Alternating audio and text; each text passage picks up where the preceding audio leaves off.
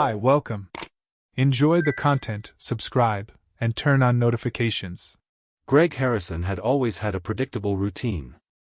He woke up at 6 in the morning, made coffee while Amanda was still asleep, and was at his architecture office by 7:30.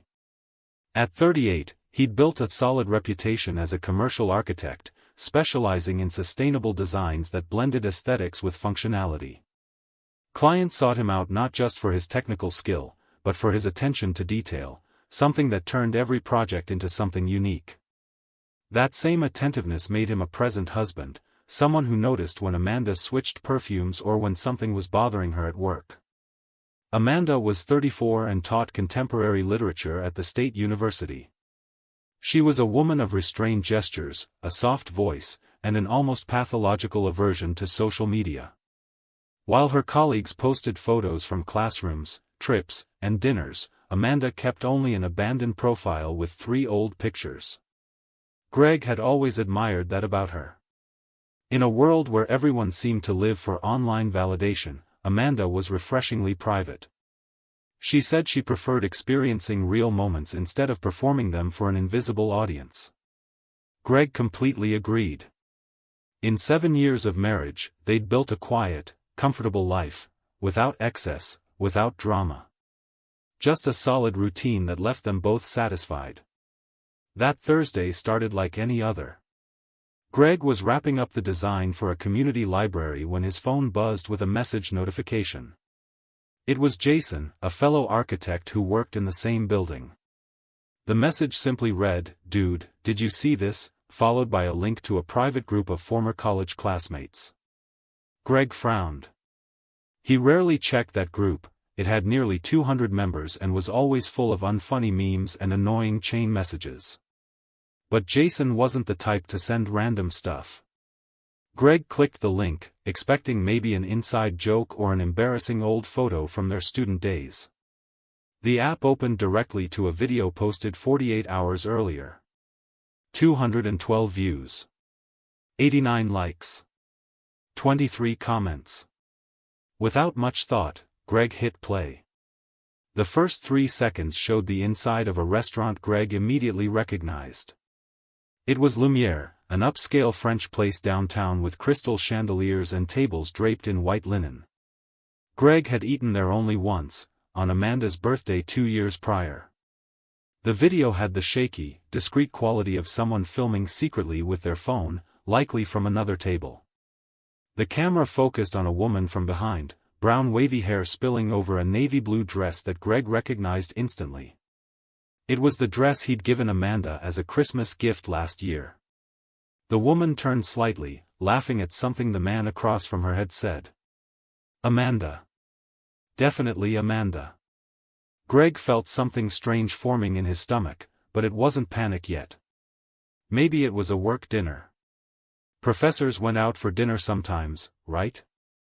But then the man leaned across the table. Greg now saw his face clearly, gray hair slicked back, thin-framed glasses, a perfectly tailored gray suit. Justin Mallory. The dean of the university where Amanda worked. Greg knew Justin only by sight, from a few year-end university parties Amanda had dragged him to. A man in his mid-50s, always formal, always surrounded by assistants and flatterers. Married for 25 years to a woman named Patricia, whom Greg had met once and found pleasant. Justin had 3 adult children. Greg knew this because Amanda would casually mention it, the way people mention anything about their superiors at work. In the video, Justin took Amanda's hand across the table. She didn't pull away. He said something that made her laugh again, that laugh Greg knew so well, the one she let out when she was genuinely happy. Then Justin stood up, walked around the table, and leaned over Amanda from behind. She turned her face up. He kissed her neck, slowly, deliberately, as his hands rested on her shoulders. Amanda closed her eyes and smiled. The video lasted 22 seconds. Greg watched it 3 times in a row, each replay piercing deeper. His hands began to tremble. He scrolled down to the comments. "Man, I'm so sorry you had to find out like this. Everyone already knew, dude. Someone had to tell him. This is heavy. Who posted this video? It was his daughter, Sarah Mallory. She's destroying her dad. He deserves it. Greg, call us if you need to talk. Greg checked the post date. Tuesday, 9:40 p.m. Today was Thursday, 1 p.m. 40 hours. The video had been in the group for 40 hours. 212 views. He did a quick calculation. At least half the people in that group had already seen it: college friends, acquaintances, people he occasionally ran into at professional events. Everyone knew. Everyone had seen his wife being kissed by another man. And not a single person had told him directly, until now. Greg closed the app and opened his chat with Amanda. Her last message had come in at 11 a.m., department meeting this afternoon, I'll be home late. Kiss. He typed, we need to talk tonight, but deleted it before sending. No. He wasn't going to give her the chance to prepare excuses, delete evidence, or craft a story. He checked their message history. On Tuesday night, the night the video was recorded, Amanda had texted, dinner with department professors, don't wait up. Greg vaguely remembered reading that before bed. He'd believed her. Why wouldn't he? Amanda had never given him reason to doubt her. Or had she, and he just hadn't paid attention? Greg began mentally reconstructing the past few months. How many times had Amanda said she had meetings? How many times had she come home late? How many weekends had she spent preparing lectures or grading papers? He'd never questioned it. Trust had been the foundation of their relationship. Or so he tried to convince himself now, sitting in his office chair as the world crumbled around him. His phone buzzed again. Another message from Jason, you okay? Want me to come over? Greg ignored it. He didn't want pity. He didn't want people knowing he was falling apart, especially since they already knew everything before he did. Greg picked up his phone and dialed Justin Mallory's office number. A secretary answered on the second ring. Office of the Dean, how may I help you? I need to speak with Justin Mallory. It's urgent. Mr. Mallory is in a meeting right now. May I take a message? Tell him Greg Harrison called. Professor Amanda Harrison's husband. Greg hung up before the secretary could respond. He left the office without telling anyone, got into his car, and drove, not home, not yet. He needed to process, think, plan. He ended up parking at a nearby park, sitting in the driver's seat watching kids play on the playground. Normal families having normal afternoons. His normalcy had just exploded in 22 seconds of video. Greg reopened the video. This time, he paid attention to the details. The intimacy between Amanda and Justin wasn't new. The way she leaned into him, laughed without restraint, accepted the kiss without hesitation, it was comfortable. Familiar. This hadn't started yesterday. How long? Months? Years? He scrolled through the comments again and saw a new one posted 15 minutes earlier. Sarah said she found out by reading messages on her dad's phone. She was so furious she posted it everywhere. Wants everyone to know. Sarah Mallory. Greg tried to recall if he'd ever seen her, maybe at a university party. A girl in her early 20s, if he wasn't mistaken. The daughter who decided to blow up her father's life, and, in the process, Greg's as well. At 5:30 p.m., Greg returned home. Amanda hadn't arrived yet. He took her laptop from the desk in their home office. He tried their anniversary date as the password, wrong. Her birthday, wrong. The name of the cat they'd had in their first year of marriage, correct. Greg logged in. It took only 10 minutes. The emails were there, hundreds of them. Messages between Amanda and Justin that started formal and professional before escalating into something entirely different. The first intimate messages dated back 8 months, to May, shortly after the university had appointed Justin as dean. Amanda had mentioned his promotion casually, saying it would mean more bureaucracy in the department. She hadn't mentioned the weekly dinners at Lumiere, the texts exchanged at 3 a.m., or their plans to run away together someday when the time is right. Greg printed out 3 particularly revealing emails. Then he connected the laptop to the living room TV using an HDMI cable. He queued up the video. He sat on the couch and waited. Amanda arrived at 7:15. Greg heard her key turn in the lock, her footsteps in the hallway, her bag dropped on the entry table. "Greg? Are you home?" Her voice sounded normal, carefree. "In the living room," he replied, keeping his tone neutral. Amanda walked in smiling, but the smile froze when she saw his expression. "What's wrong? Did something happen?" Greg pointed to the TV with the remote. "I think you should sit down." Amanda glanced at the blank screen, then back at him. "Greg, you're scaring me." "Sit down, Amanda." She obeyed slowly, sitting in the armchair across from the couch. Greg pressed play. The video started. He watched her face shift as she recognized the scene, first confusion, then recognition, finally pure panic. The video ended. Silence. Amanda opened her mouth, closed it, opened it again. "Greg, I can explain." 212 people saw this video before I did, Greg interrupted. His voice came out calm. Too calm. 40 hours. "Did you know you were being filmed that night?" No. "Greg, please." It was his daughter who posted it. Sarah Mallory. She found out about the affair, was so disgusted she decided to publicly destroy you both. And she succeeded.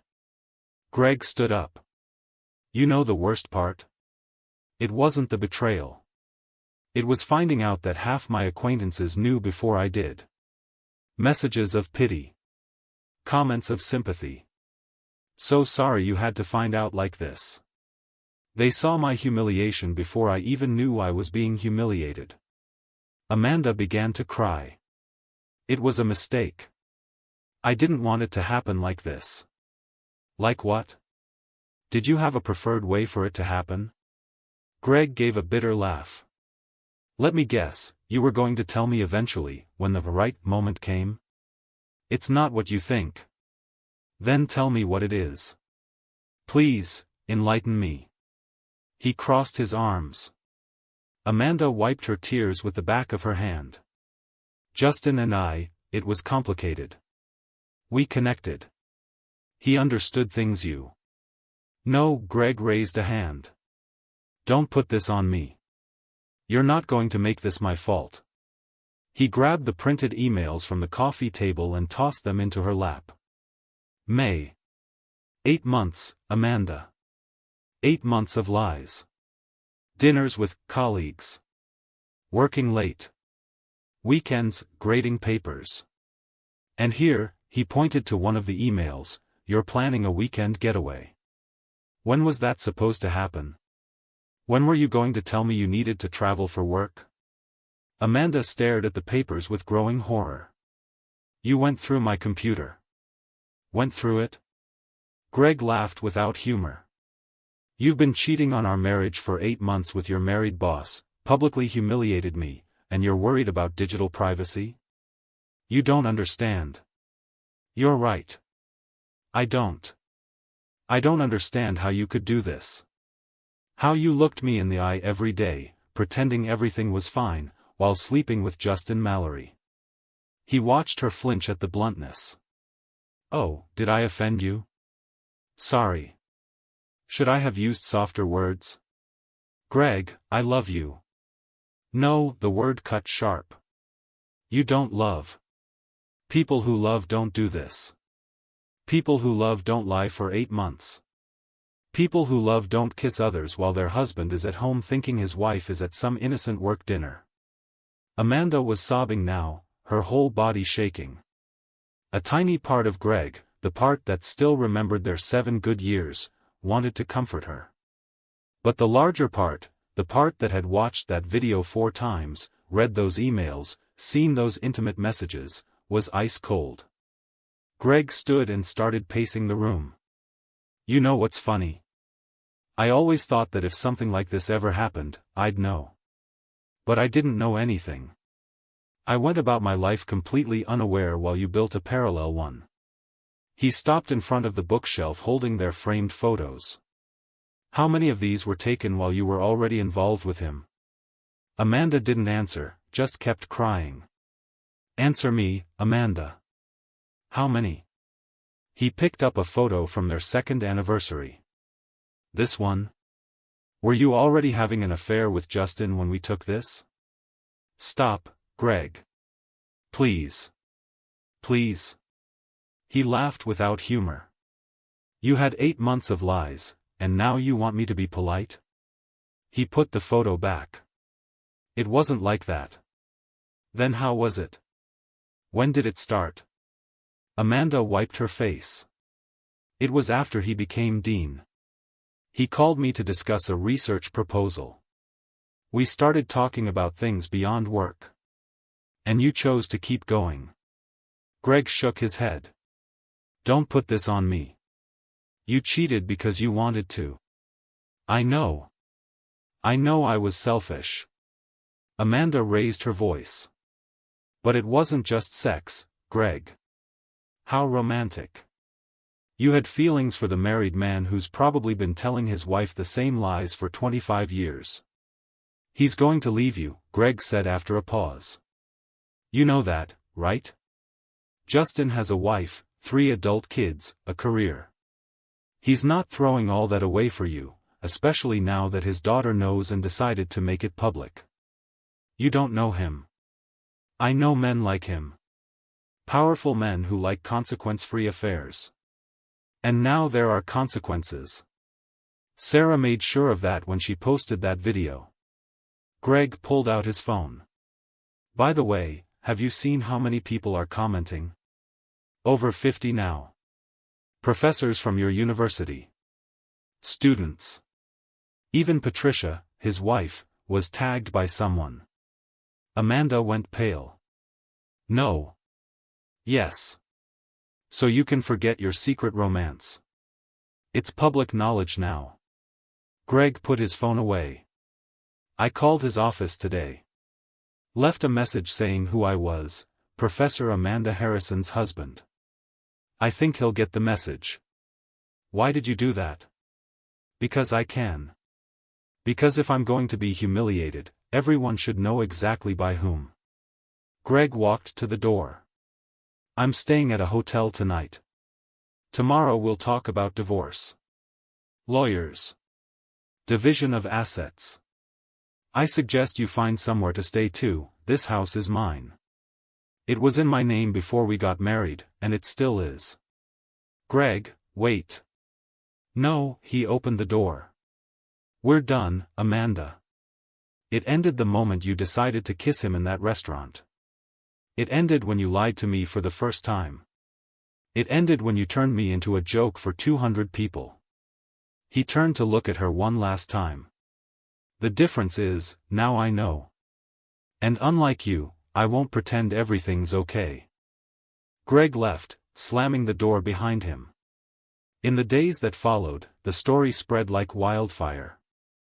The video leaked beyond the private group.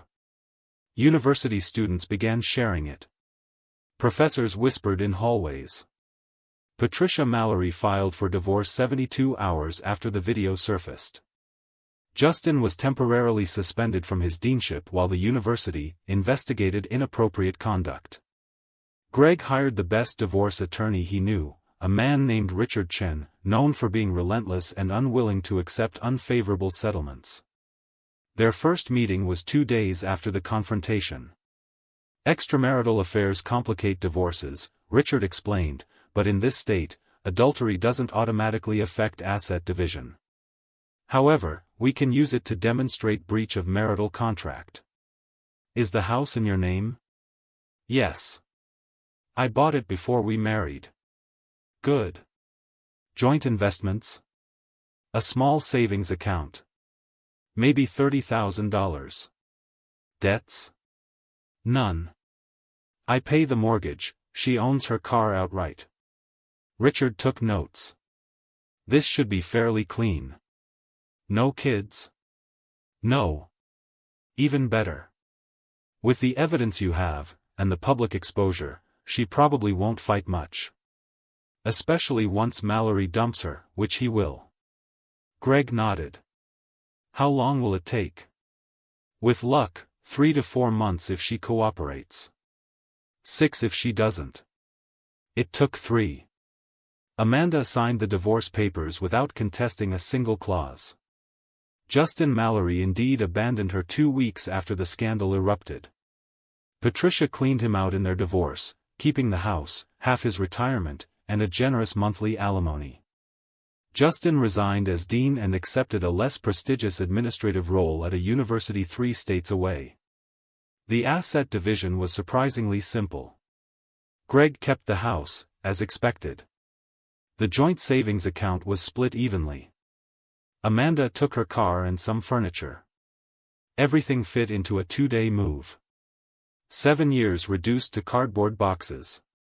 During the process, they saw each other only twice, once at the initial mediation, once at the final signing.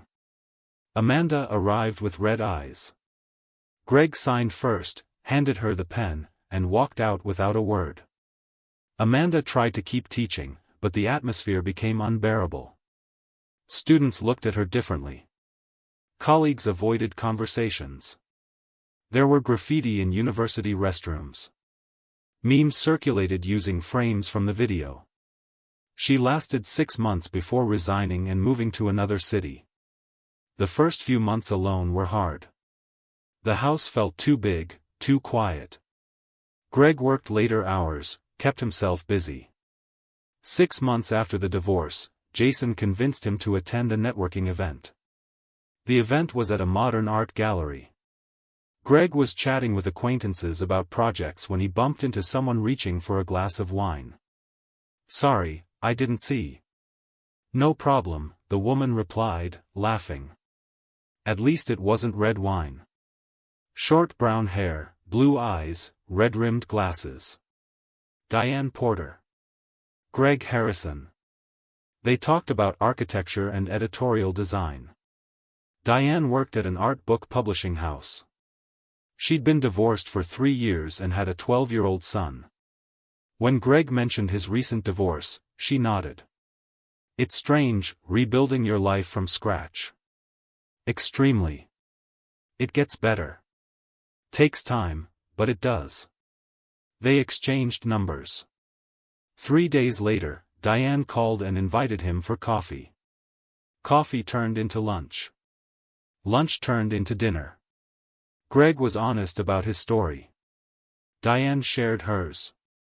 Her ex-husband had left her with a child and debts. "Betrayal comes in many forms," Diane said. "In the end, we were both hurt. Both rebuilding." Greg smiled for the first time in months, genuinely. As for Sarah Mallory, the young woman who'd set everything off, Greg never met her in person. But 9 months after the video, he received a message from her on the app. "Mr. Harrison, I don't know if you remember me. I'm Sarah Mallory. I just wanted to say I'm sorry for causing so much pain. I was furious with my dad and didn't think about how it would affect others. You didn't deserve to find out that way. I hope you're doing okay." Greg stared at the message for a long time before replying. "You did me a favor. It hurt, but it was necessary. Thank you for having the courage to expose the truth. I hope you and your mom are doing well too." Sarah replied quickly. "Mom's better now. Stronger. She was always strong, just needed to realize it. As for my dad, well, he's reaping what he sowed. Thanks for not hating me." Greg typed back, "Anger doesn't change the past. It only traps us in it. Good luck, Sarah." She replied with a heart emoji. Greg never heard from her again. But he remained grateful for her courage. How many people had known about the affair but stayed silent? How many saw Amanda and Justin together and chose not to say anything? Sarah was 22 and decided truth mattered more than appearances. That took strength many adults lacked. A year after the video, Greg was back at the same park from that first terrible day, but he wasn't alone. Beside him, on a blanket on the grass, was Diane. They'd been dating for 3 months. Both knew rebuilding trust took time. They understood each other in a way Greg never had with Amanda. Diane offered him a sandwich. "What are you thinking about? How quickly life changes.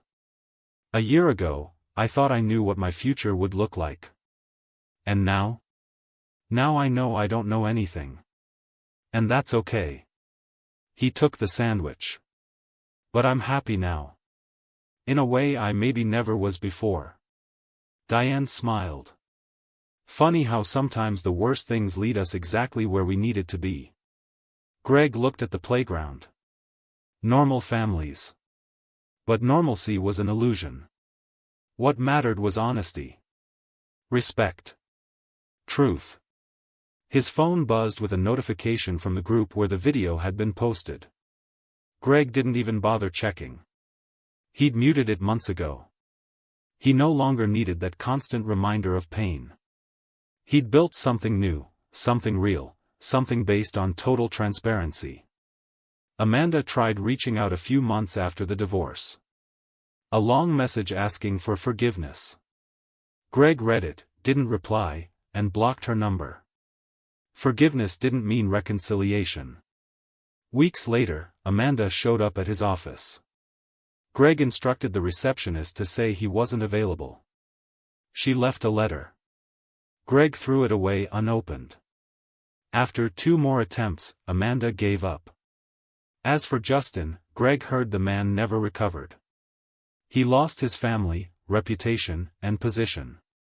Only his youngest son still spoke to him. Sarah and her brother cut contact. Patricia remarried 2 years later and seemed genuinely happy. 22 seconds of footage cost Justin everything: a small apartment, 3 states away from everything that mattered. Greg felt no satisfaction, only indifference. They were a closed chapter. Diane nudged him gently. "Are you going to philosophize all day, or help me finish these sandwiches?" Greg smiled. Sandwiches. Definitely sandwiches. And in that moment, under the warm sun of a quiet Saturday, with a woman who respected him by his side, Greg realized he'd survived. More than that, he'd thrived. The video that should have destroyed him ended up setting him free. And though the path had hurt in ways he'd never imagined possible, he was grateful he'd learned the truth, even if 212 people had seen it before he did. Thank you for watching the video. If you enjoyed it, don't forget to subscribe to the channel and turn on notifications so you won't miss any updates. See you next time.